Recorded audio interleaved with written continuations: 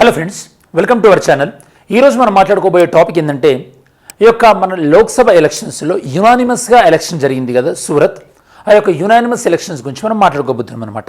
Okay, మరి Surat unanimous elections ఈ కాంటెక్స్లో అసలు మనకి ఇక్కడ ఇన్వాల్వ్ అయినటువంటి రూల్స్ ఏంటి, అలానే యునానిమస్ ఎలక్షన్స్ అంటే ఏంటి, మరి యునానిమస్ ఎలక్షన్ జరిగినప్పుడు ఒకవేళ ఇన్ కేస్ ఆ యొక్క యునానిమస్ ఎలక్షన్ జరిగినటువంటి సందర్భంలో అవతలి పార్టీలో ఎవరైనా సరే వాళ్ళ యొక్క పార్టీ క్యాండిడేచర్, వాళ్ళ యొక్క పార్టీ నామినేషన్ పేపర్స్ రిజెక్ట్ అయినట్టయితే కనుక అప్పుడు సిచ్యువేషన్ ఏంటి, ఇట్లాంటి డీటెయిల్స్ అని కూడా మనం డిస్కస్ చేద్దాం.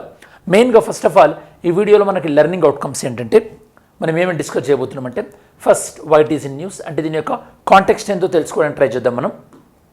ఇది వార్తల్లో ఎందుకు ఉంది. సో నేను మీకు చెప్పినట్టు సూరత్లో యునానిమస్గా ఎలక్ట్ అయ్యారు ఎంపీ, ఓకే, బీజేపీ ఎంపీగా. యునానిమస్గా అంటే మీనింగ్ ఏంది, ఎవరు కూడా పోటీ లేకపోవడం అనేది. యాక్చువల్లీ ఇది మనకి ఫస్ట్ టైం ఏం కాదు, ఇది చాలాసార్లు జరిగింది. కాకపోతే ఇది ఎక్కువగా మనకి ఫస్ట్ 2 లోక్సభలో ఎక్కువగా జరిగిందనమాట. ఓకే, లాస్ట్ టైం ఇది మనకి 2014 లోక్సభ ఎలక్షన్స్లో జరిగింది.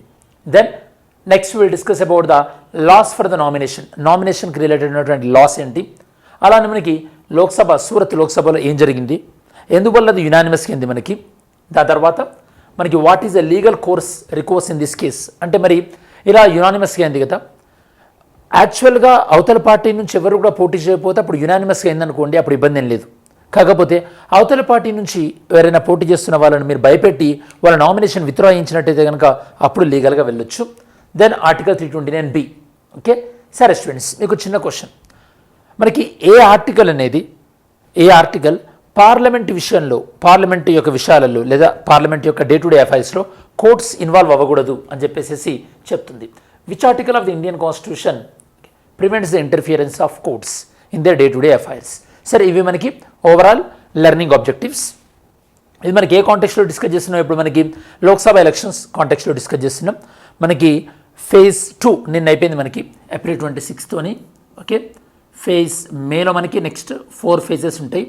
మేలో ఆల్మోస్ట్ ఆల్ ఒక 6 to 7 days గ్యాప్తోని ఒక్కొక్కటి 7, 13, 20, 25 మనకి తెలుగు రాష్ట్రాలలో మే 13 ఫేజ్ 4లో. లాస్ట్ ఫేజ్ వచ్చేసి June 1st అండ్ June 4 మనకి రిజల్ట్స్. సరే, ఇప్పుడు మనం చూసినట్టయితే ఇది మనకి ఎక్కడికి సంబంధించింది, సూరత్కి సంబంధించింది. సూరత్ మెయిన్గా మనకి గుజరాత్, ఇది మనకి సూరత్ మ్యాప్ చూడొచ్చు. అండ్ ఇక్కడ మీకు ఈ ప్రాంతంలో ఇదివరకు ఒక ఇండస్ వ్యాలీ సివిలైజేషన్ పోర్ట్ కూడా ఉంటుండే అనమాట. ఇండస్ వ్యాలీ సివిలైజేషన్ పోర్ట్ ఈ ప్రాంతంలో గెస్ చేయండి అదేమై ఉంటుంది, ఇండస్ వ్యాలీ సివిలైజేషన్ యొక్క పోర్ట్ ఏంటది. Okay, try to guess that. సరే, ఒకసారి కాంటెక్స్ట్ ఎంతో చూద్దాం. కాంటెక్స్ట్ ఏంటంటే BJP candidate from Surat Lok Sabha యొక్క కాన్స్టిట్యున్సీ తనని అన్అపోజ్డ్గా డిక్లేర్ చేశారు. ఎందుకంటే అక్కడ పోటీ చేస్తున్నటువంటి వేరే పార్టీ క్యాండిడేట్స్ కానీ ఇండిపెండెంట్ కానీ ముందే విత్డ్రా చేసుకున్నారు. మెయిన్ అపోనెంట్ అయినటువంటి కాంగ్రెస్ పార్టీ ఎవరైతే ఉంటారో ఆ క్యాండిడేట్స్ యొక్క నామినేషన్ పేపర్స్ని అవి ఇన్వాలిడ్ అని చెప్పేసి రిటర్నింగ్ ఆఫీసర్ రిజెక్ట్ చేశారనమాట. ఓకే, మరి అప్పుడు ఎవరు లేనట్టే కదా పోటీలో, సో అతన్ని యునానిమస్గా గెలిచినట్టుగా ప్రకటించారు. ఈ కాంటెక్స్ట్లో ఒకసారి నేను మీకు దీనికి సంబంధించినటువంటి టాపిక్స్ అంటే దీనికి సంబంధించినటువంటి మనకి అంటే కాన్సెప్ట్ ఎంతో చూద్దాం. ఇక్కడ మనం ఏమేమి డిస్కస్ చేయబోతున్నాం, మెయిన్గా ఇక్కడ మనం డిస్కస్ చేయబోతుంది ఏంటంటే election commission. Okay, election commission గురించి డిస్కస్ చేయబోతున్నాం. ఓకే, ఎలక్షన్ కమిషన్ మనకి ఎలక్షన్స్ పాయింట్ ఆఫ్ వ్యూలో వీళ్ళకి మెయిన్ రూల్ ఏంటంటే రిప్రజెంటేషన్ ఆఫ్ పీపుల్ యాక్ట్ 1951. దీని ప్రకారము మనకి లోక్సభ ఎలక్షన్స్లో ఎవరైనా కంటెస్ట్ చేయాలంటే వాళ్ళు నామినేషన్ పేపర్స్ ఫైల్ చేయాల్సి ఉంటుంది. ఓకే, సో ఈ నామినేషన్ పేపర్స్లో మనకి అది రికగ్నైజ్డ్ పార్టీ ఓకే లేదా అన్రికగ్నైజ్డ్ పార్టీయా అన్న దాన్ని బట్టి డిఫరెన్స్ ఉంటుందన్నమాట. అన్రికగ్నైజ్డ్ పార్టీస్ అంటే మనకి స్మాల్ పార్టీస్ ఉంటాయి కదా, అలాంటివి అన్రికగ్నైజ్డ్ పార్టీ. మనకి అన్రికగ్నైజ్డ్ దీన్ని బట్టి మనకు ఒకవేళ రికగ్నైజ్డ్ పార్టీ అనుకోండి, అంటే గుర్తింపు పొందినటువంటి పార్టీ అనుకోండి. గుర్తింపు పొందినటువంటి పార్టీ అయితే కనుక ఆ క్యాండిడేట్ యొక్క నామినేషన్కి అతని పేరుని ఒక ప్రపోజల్ ఉంటే సరిపోతుంది అనమాట. అతని పేరుని ప్రపోజ్ చేస్తూ ఒకరి సిగ్నేచర్ వేస్తే సరిపోతుంది. అదే మనకి అన్రికగ్నైజ్డ్ పార్టీ అంటే ఒకరికన్నా ఎక్కువ అవసరం ఉంటుంది. టిపికల్గా దీనికి మనకి 5 members వరకు కూడా ప్రపోజల్స్ అవసరం ఉంటుంది. సో వీళ్ళ యొక్క పేరుని ప్రతిపాదిస్తూ ఇంతమంది ప్రపోజ్ చేయాలన్నమాట. Unrecognised party it must be check చేద్దాం ఒకసారి. Proposers and proposers recognised party అయితే కనుక మనకి ఓన్లీ 1 పర్సన్, అన్రికగ్నైజ్డ్ పార్టీ అయితే 10. ఓకే, అన్రికగ్నైజ్డ్ పార్టీ అయితే మనకి 10 ప్రపోజర్స్. ఇలాంటిదే మీకు నేను president elections, vice president elections అప్పుడు కూడా చెప్పినాను. ప్రెసిడెంట్ ఎలక్షన్స్కి అయితే కనుక 50 members proposers, 50 members supporters, vice president అయితే కనుక 20 అని చెప్పేసి. సో ఇది నేమ్స్. ఇక్కడ ఇంకొక విషయం గుర్తుపెట్టుకోండి, ఒక పర్సన్ ఇండియాలో ఎక్కడ ఓటు ఉన్నా ఎక్కడైనా పోటీ చేయొచ్చు. అంటే క్యాండిడేట్ ఎక్కడైనా కూడా కంటెస్ట్ చేయొచ్చు. ఓకే, క్యాండిడేట్ లోక్సభ ఎలక్షన్స్లో ఎనీవేర్ ఇన్ ఇండియాలో ఎక్కడైనా సరే, anywhere in India can contest. Candidate ఇండియాలో ఎక్కడైనా సరే కూడా కంటెస్ట్ చేయొచ్చు. కాబట్టి ఇక్కడ విషయం ఏంటంటే, మరి ఎవరైతే కనుక ఈ ప్రపోజర్స్ ఉంటారో ప్రపోజర్స్ మాత్రం ఖచ్చితంగా okay should belong to that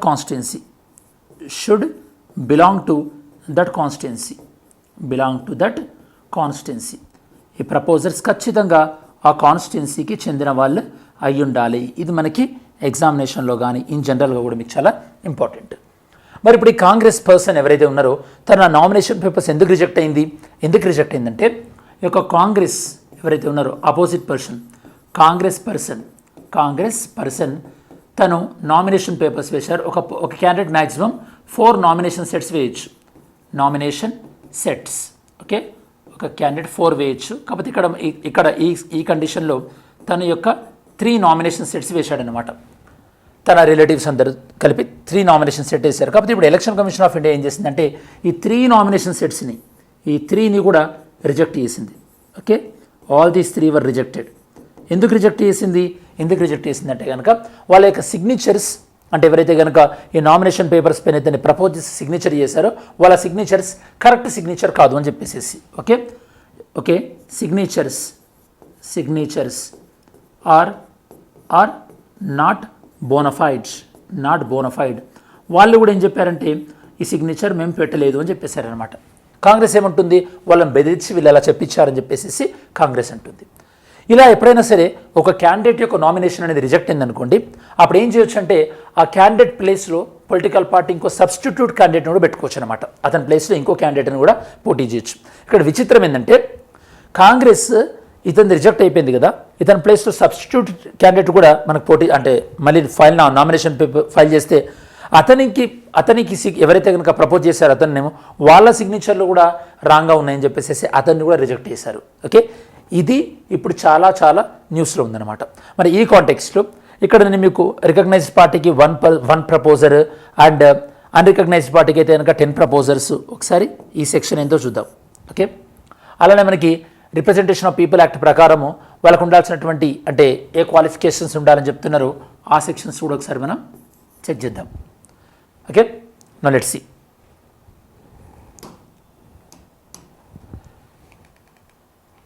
ఇక్కడ ఏమంటున్నాం, సో అతని యొక్క అంటే నామినేషన్ రిజెక్ట్ అయిందన్నాము కదా. మనకి representation of people act 1951 section 33 ప్రకారము ప్రపోజర్స్ ఇంతమంది ఉండాలి.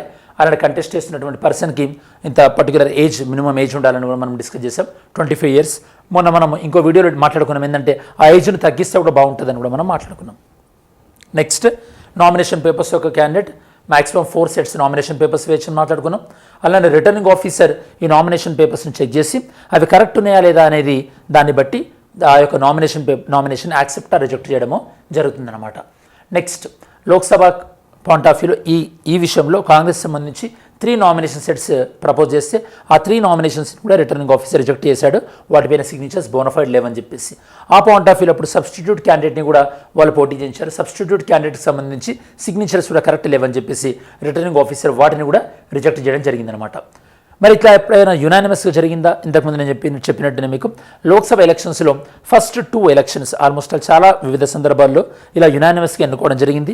అండ్ లాస్ట్ టైం మనకి ఇలా జరిగింది 2012లో జరిగిందనమాట, లోక్సభ బై ఎలక్షన్ జరిగినప్పుడు.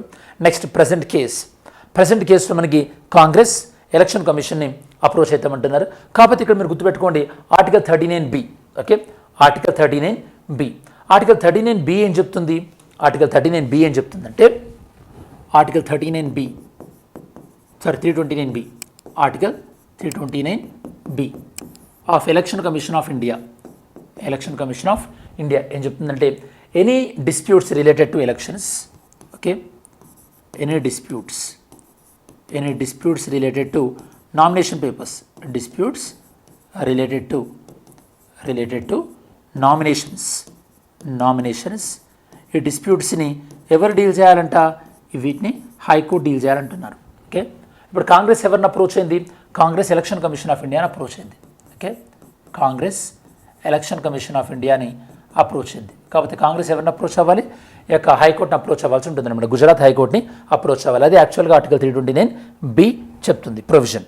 Okay, article 329B high court approach అవ్వాల్సి ఉంటుంది అన్నమాట. హైకోర్టు కూడా ఎన్ని వీక్స్లో జడ్జ్మెంట్ ఇవ్వాలి? విత్ ఇన్ 6 వీక్స్లో జడ్జ్మెంట్ ఇవ్వాల్సి ఉంటుంది. కాకపోతే మీ అందరికీ తెలుసు మన తెలంగాణ ఎలక్షన్స్ టైంలో కూడా 2008లో ఎలక్షన్ జరిగితే ఆల్మోస్ట్ 2024 ఎలక్షన్స్ కన్నా ముందు 23 ఎలక్షన్స్ కన్నా కొద్ది రోజుల ముందు కొంతమంది క్యాండిడేట్స్ని డిస్క్వాలిఫై చేస్తున్నట్టుగా ప్రకటించారనమాట. అంటే ఇంత డిలే జరుగుతుంది. కాబట్టి ఫ్యూచర్లో ఇంత డిలే జరగకుండా జడ్జ్మెంట్స్ తొందర రావాలని మనం ఎక్స్పెక్ట్ చేద్దాం. నెక్స్ట్ లాస్ట్ వీడియోలో question with reference to VVPAT consider the following statement. వీవీప్యాట్కి సంబంధించి మనకి it is an independent system attached to EVM. Okay, ఈ ఫస్ట్ 2 స్టేట్మెంట్ నిన్న రైట్ అనుకున్నాం కదా, నిన్న మనం క్విజ్లోనే డిస్కస్ చేసాం. ఓకే, ఇండియా అనేది ఇది మనకి ఫస్ట్ వీవీప్యాట్ తీసుకొచ్చిందంటే అది రాంగ్ స్టేట్మెంట్ అని కూడా మనం మాట్లాడుకున్నాం. సరే, నెక్స్ట్ వచ్చేసి మనకి టుడేస్ వీడియో క్వశ్చన్.